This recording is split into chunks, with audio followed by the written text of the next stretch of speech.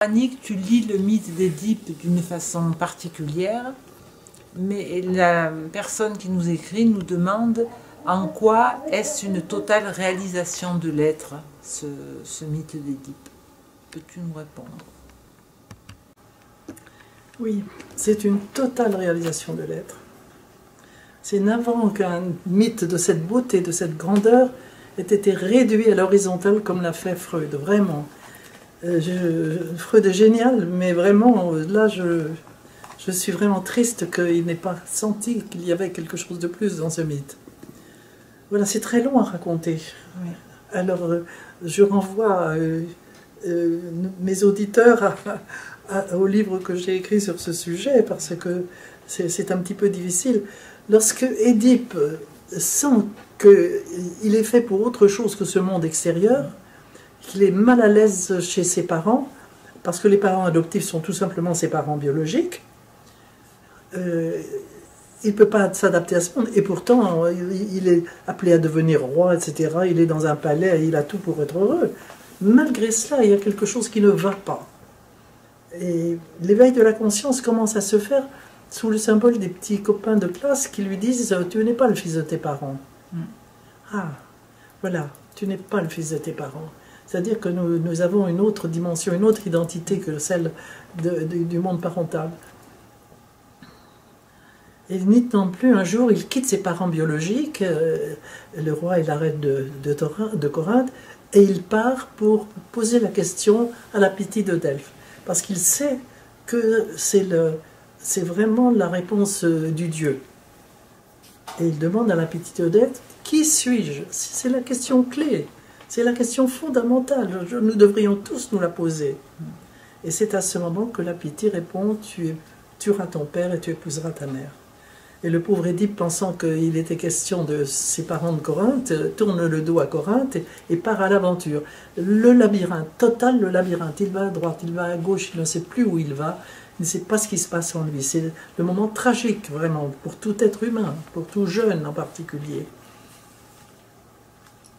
Jusqu'au jour où, dans un défilé étroit, un char va lui écraser le pied et va raviver la blessure qu'il avait eue au pied, puisque son père divin, Laïoche, qui avait voulu le tuer en le suspendant à un arbre, donc il avait le pied extrêmement blessé, et la blessure est ravivée. Cette blessure initiatique fondatrice, c'est fantastique. Là.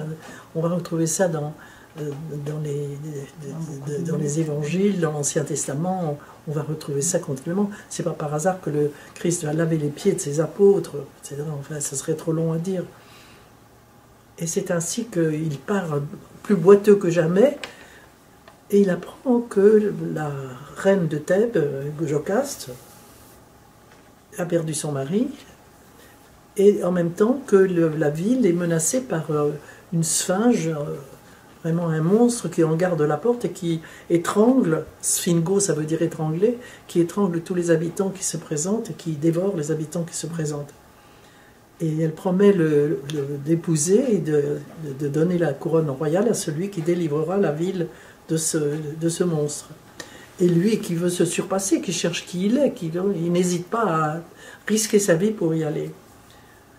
Cette sphinge pose une énigme, et c'est justement tous ceux qui ne savent pas répondre à l'énigme sont vraiment tués. Et il y va. Et la sphinge lui pose la question, quel est l'animal qui est sur deux pieds, sur trois pieds, sur quatre pieds, voilà. Sur deux pieds, sur trois pieds et sur quatre pieds. Et qui a la voix une. La voix divine, la voix une.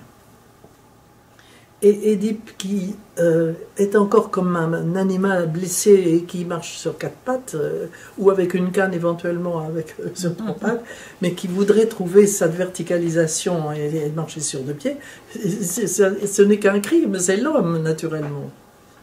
Alors à ce moment-là, la sphinge descend de son rocher et elle fait place à Jocaste. En fait, c'est en profondeur le même personnage, qui d'abord l'a éprouvé, et puis qui après va lui donner la couronne royale. Donc il épouse Jocaste. Donc il entre dans la cité royale. C'est-à-dire que c'est sa naissance. Voilà la seconde naissance. Elle est là, la seconde naissance. Et il entre dans la cité royale, il entre dans le baptême de feu. Et là, dans son mariage avec Jocaste, il a 4 enfants qui correspondent à 4 étages de lui-même. On peut voir les barreaux de l'échelle. Ismène, c'est la force du taureau. Il a acquis la force du taureau, une puissance fantastique.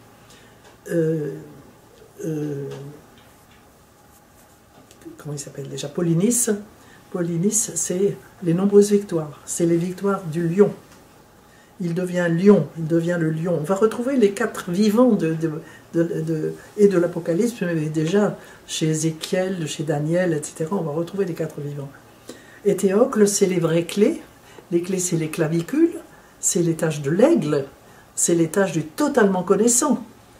C'est celui qui approche le soleil de plus près, qui regarde le soleil en face. Enfin, il y a tout le symbolisme de l'aigle qui est absolument magnifique. Et puis, voilà, alors, sa 4e naissance est symbolisée par Antigone, c'est-à-dire celle qui va le conduire vers sa matrice du crâne. C'est-à-dire Colonos, à Colonne, Édipe va vivre une apothéose, l'apothéose totale, la réalisation totale de l'être. C'est son retour dans le monde divin.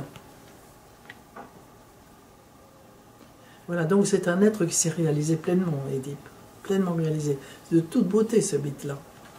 Il est quand même lu très différemment de ce que nous avons l'habitude. Oui, parce que d'abord, les gens ne connaissent pas le mythe. Oui. Ils ne connaissent qu'une chose, c'est que c'est un monsieur qui a tué son père et qui a épousé sa mère, et ils ne vont pas plus loin que ça. Oui. Alors donc, ils ne connaissent pas véritablement le mythe. Et puis, ils pensent que Freud, évidemment, est un maître et que le maître dit la vérité. Seulement, je ne dis pas qu'ils ne disent pas quelque chose de vrai, mais en le laissant à l'horizontale. Alors qu'il y a d'autres niveaux de lecture du mythe. Et tu penses qu'il y en a encore d'autres? Peut-être.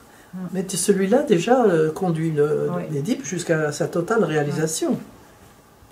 Merci beaucoup. Alors, c'est magnifique. C'est vraiment un des plus beaux mythes. C'est ça qui est terrible, c'est que on lit les choses complètement à l'envers. On lit Édipe comme étant le pauvre type vraiment qui a tué son père et qui a épousé sa mère, donc l'horreur. Et puis on va faire de Thésée un héros extraordinaire alors que c'est le type qui a justement tout raté. Tout raté. Merci beaucoup. On est à l'envers. Merci. On va essayer de se remettre à l'endroit. On va se remettre à l'endroit. Merci bien.